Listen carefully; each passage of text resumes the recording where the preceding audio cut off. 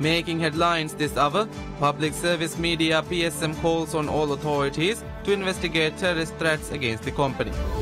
Ambassador of Maldives to the UK and the EU calls on all Maldivians to remain cautious about passports while traveling to European countries. And MMPRC refutes claims by the oppositional alliance that the corporation has wasted state funds in advertising Maldives as a peaceful tourism destination to the international community.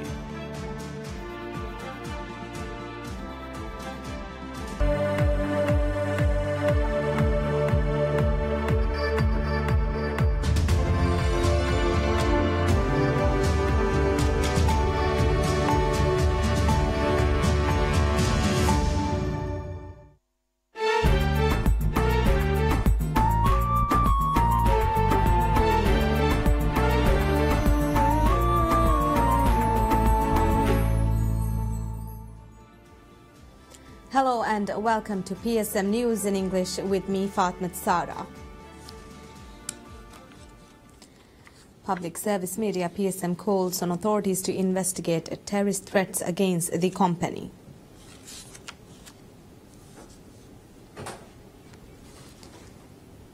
PSM's plea comes at a time when an activist of opposition alliance has threatened to end its broadcasts. At various instances, PSM and Channel 13 have been targeted with such threats, which threatens the free press. Journalist Ayal Manik of Channel 13 was harassed by opposition alliance protesters while she was reporting from the protest site on Friday. A videographer of PSM was also targeted with serious threats while he was covering the protests of the opposition earlier in the month.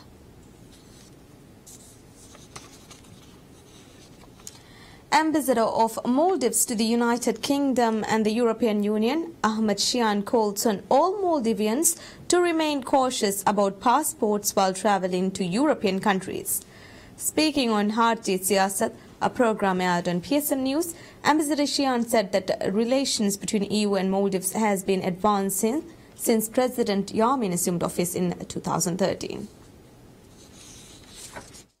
Speaking about the current relations between Maldives and the European Union, Ambassador of Maldives to the UK and EU, Ahmed Shian, said both parties are enjoying a steadfast and a budding relationship. In this regard, Shian cited that various programs have been carried out by the collaborative efforts of EU in Maldives in fields such as diplomacy, business and health in the past 4 years. Shedding light on the ITB fair preparations this year, Ambassador Shian said that a lot of Maldivian entrepreneurs travel to the fair, and this year this number has reached 350. Ambassador Shian highlighted that cases related to lost passports have been reported every year. On this note, Ambassador Shian called on all Maldivians to remain cautious of their passport while traveling to the European countries. Speaking on the program, Shian said that the relations between EU and Maldives have seen tremendous improvement. Shian revealed that policy dialogues conducted between Maldives and the EU on an annual basis testify to the strong and steadfast relationship the parties share. Ambassador Shian refuted all claims by local media about reportedly weakened relations between Maldives and the EU. He called on all media to refrain from spreading such baseless rumors. Ambassador Shian said that only a few member countries of the European Union have released statements about the current political situation in Maldives, which shows the amount of trust most EU member countries have on the administration of President Yamin. Ambassador Shian concluded by stating that the delegation, which visited Maldives this year, had extensive and fruitful discussions to further enhance the existing ties between Maldives and EU. Ministry of Agenda and Family concludes a 5-day capacity building program for social workers in partnership with the United Nations Children's Fund, UNICEF. 20 staff from the Ministry and Family and Children's Service Centre, FCSC, participated in the program. The program was held from 25th of February to the 1st of March. The sessions of the program were facilitated by experts from relevant authorities and social institutions.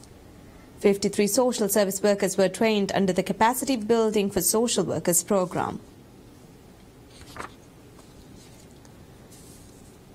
Ministry of Economic Development extends the deadline for submission of application for the special loan introduced for women entrepreneurs. Noting that the deadline was extended to provide opportunity for more applicants to participate in the scheme, the Economic Ministry revealed that applications will be accepted until the 8th of March. The ministry introduced a new loan scheme for women startup entrepreneurs. The ministry said loans attained by women entrepreneurs can be engaged in micro or small to medium enterprises, adding that the scheme is open for all sectors and businesses. The ministry has allocated over $1.3 million for the loan scheme and plans to grant between $3,237 and $6,474 to each individual or party. Economic Ministry added that the loan must be repaid within a period of 8 years, starting the interest rate of the loan scheme is set at 9%. Ministry revealed that a mortgage is necessary if the applicant desires a loan of over $6,474. Economic Ministry highlighted that applicants can submit the forms at any of the 6 business centers that have been established in 6 different islands by the ministry. The ministry has established business centers in Kurdufushi, Kudahuadu, Dafaru, Tidadu and Hitadu.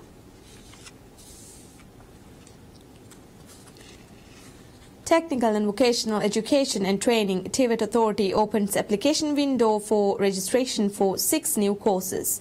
According to TVET, these new courses were designed based on the demand and interest of Maldivians.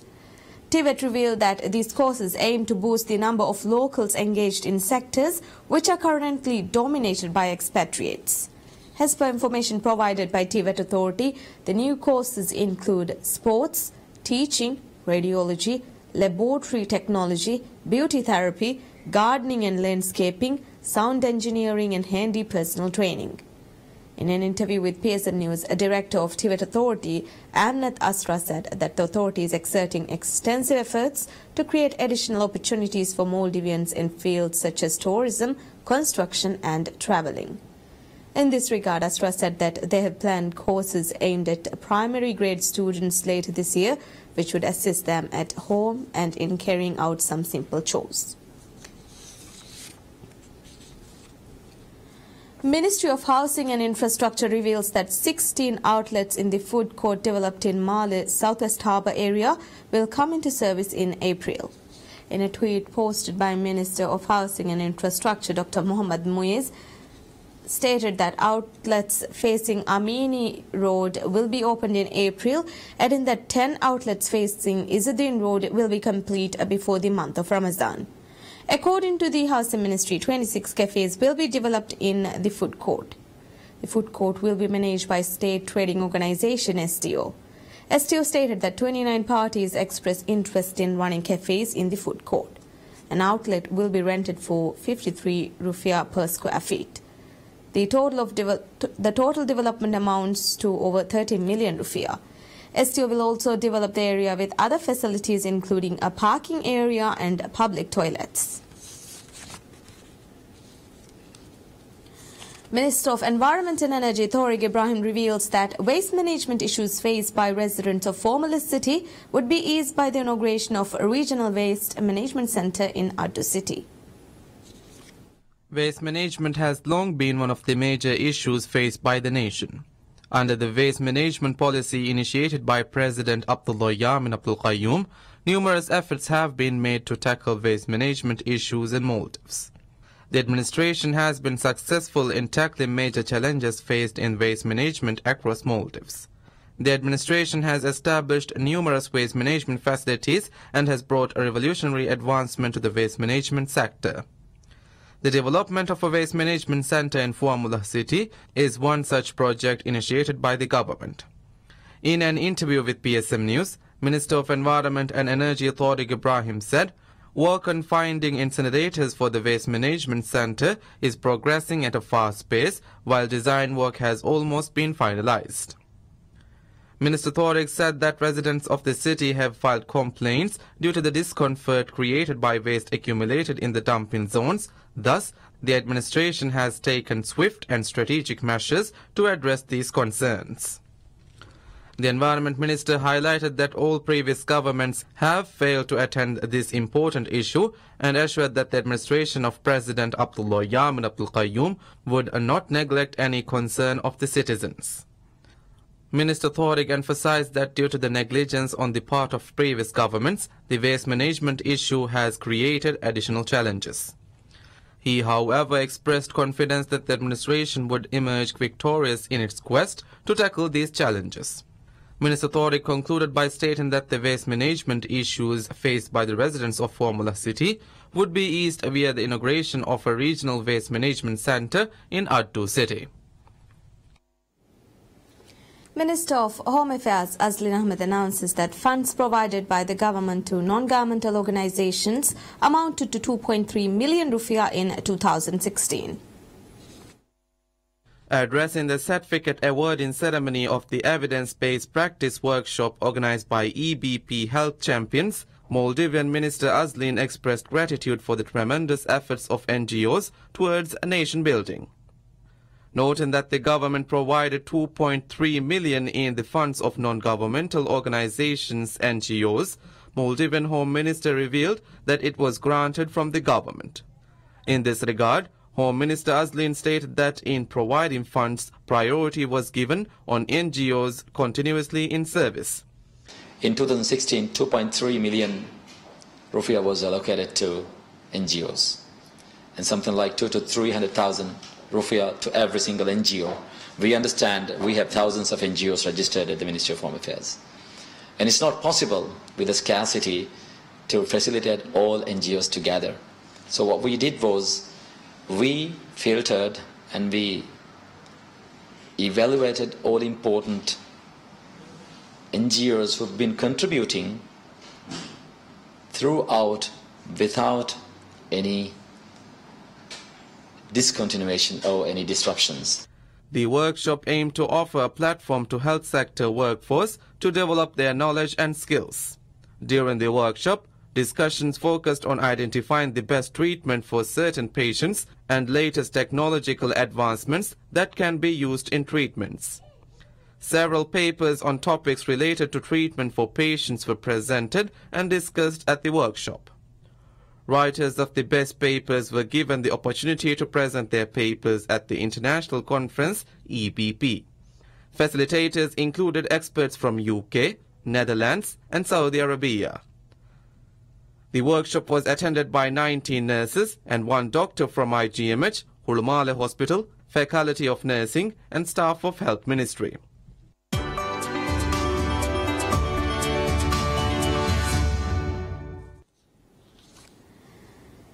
Maldives Marketing and Public Relations Corporation MMPRC refuted claims by the opposition alliance that the corporation has wasted state funds in advertising Maldives as a peaceful tourism destination to the international community. Speaking on a program aired on PSM News, Acting Managing Director of MMPRC Haris Muhammad said that in the small lifespan of 2 years of the corporation, it has remained cautious in investing and utilizing money in ways which would benefit the nation. In this regard, Haris emphasized that the current administration has made history by utilizing and bringing much desired development to the tourism sector. Speaking on the program, Haris revealed MMPRC's efforts in bringing out the true principles and traditions of Maldives to the forefront in creating a brand for the country in the international community. Haris said that the administration has been successful in nullifying efforts of the oppositional allies to deteriorate the Maldivian tourism sector. Haris said that the efforts by the opposition would not bring any positive effect to the Maldives and the Maldivian economy. He called on all Maldivians to cooperate with MMPRC in its effort to create prosperous future to all Maldivians. In January, MMPRC participated in Fitur Fair held in Madrid, Spain, Boot 2018 held in Dusseldorf, Germany, FESPO Fair in Zurich, Switzerland, One World Travel Mart OTM 2018 held in Mumbai, India, and East Mediterranean International Travel and Tourism Exhibition 2018 held in Istanbul, Turkey.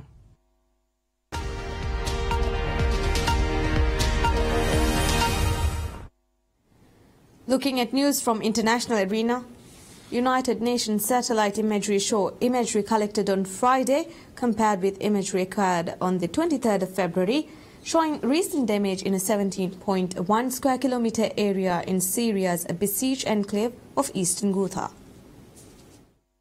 A rapid damage assessment was conducted on the area, which was divided into cells individually analyzed. The analysis showed 17% of the cells were impacted with new severe damage and 22% with minor new damage. Imagery showed buildings completely destroyed as well as visible craters and debris. An analysis of a wider area of 62.5 square kilometers released on Thursday, March 1, showed widespread new damage of eastern Ghouta since December 3, 2017. The analysis found 29% of the grid squares showed major new damage, with buildings completely destroyed or severely damaged, and 24% showed minor new damage, with visible impact craters, debris, or moderately damaged structures. The top United Nations human rights official states that airstrikes on the besieged Syrian enclave of eastern Ghouta and shelling from the rebel-held zone in Damascus constitute war crimes and must be prosecuted.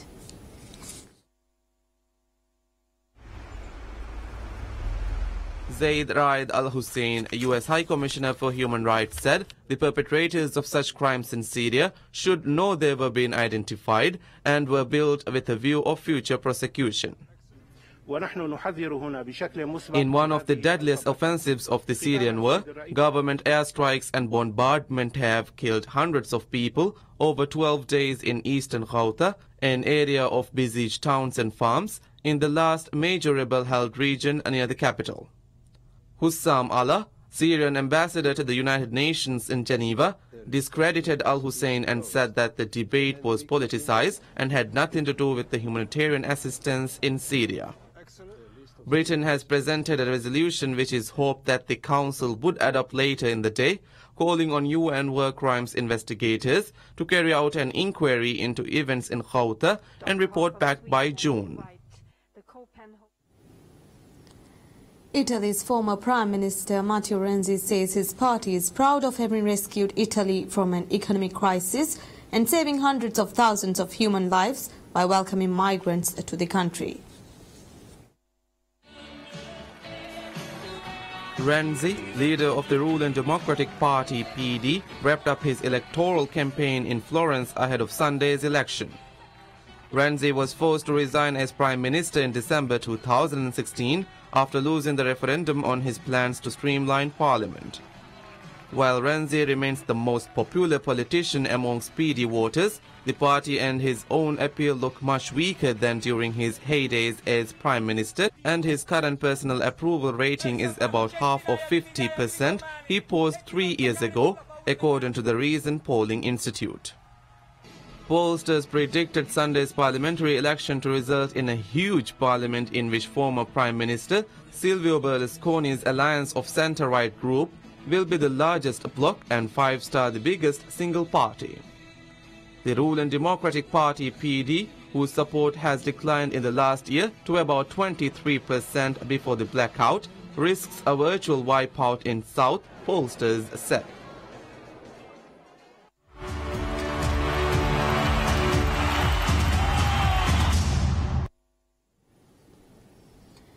Neymar, the world's most expensive footballer, arrives at a hospital in Belo Horizonte, Brazil, and will undergo surgery on a fractured metatarsal and a sprained ankle.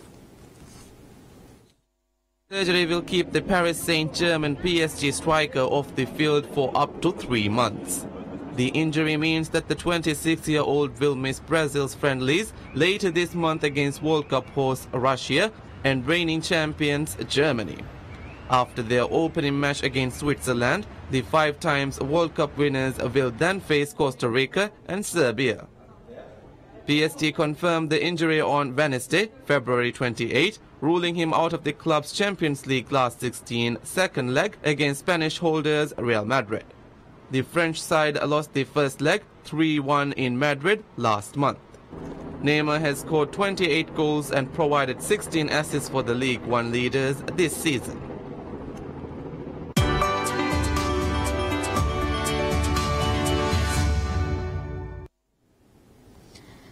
French cartoonist Francois Bourg sends a gift to Donald Trump, a book featuring 100 cartoons lampooning the US president based on his tweets.